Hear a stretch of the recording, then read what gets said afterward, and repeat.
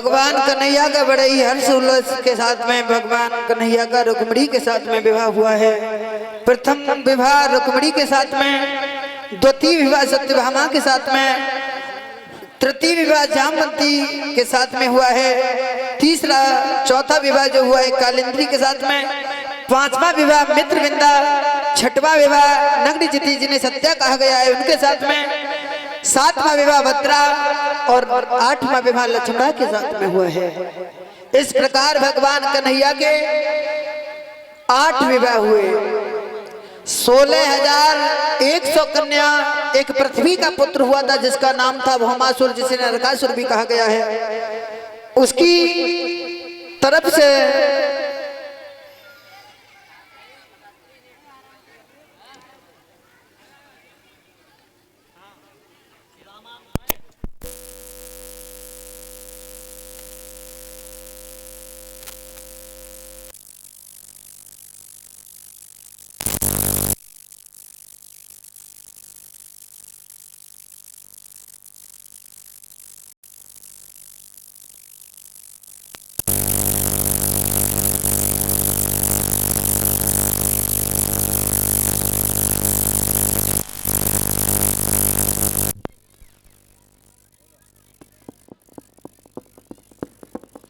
बोलिए गोविंद भगवान की, श्री सच्चिदानंद भगवान की। 16,100 लड़कियां नरकासुर की कैद में थी, जिसे भौमासुर भी कहा गया है। भगवान कन्हैया की सभी ने जब आराधना की तो भगवान कन्हैया ने उस राक्षस के फंद से उन्हें छुड़ाया है। भगवान कन्हैया ने उन सभी के साथ में विवाह किया। इस प्रकार भगवान कन्हैया के 16,108 विवाह हो गए।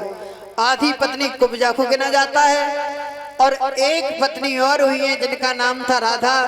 गर्ग संहिता का प्रमाण है, जिन्हें ब्रह्मा जी के द्वारा भांडीन वन में भगवान कन्हैया का राधा के साथ में विवाह हुआ था बचपन में। इस प्रकार भगवान कन्हैया के विवाह हुए हैं 16,109।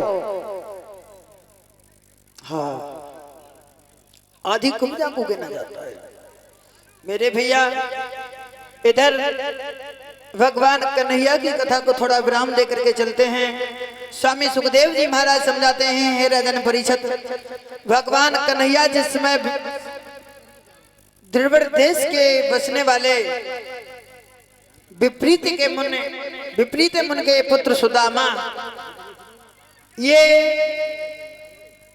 गुरु संदीपनी के आश्रम में जब विद्या अध्ययन करने के लिए गए हैं, विद्या को अध्ययन कर रहे हैं भगवान कन्हैया और सुदामा।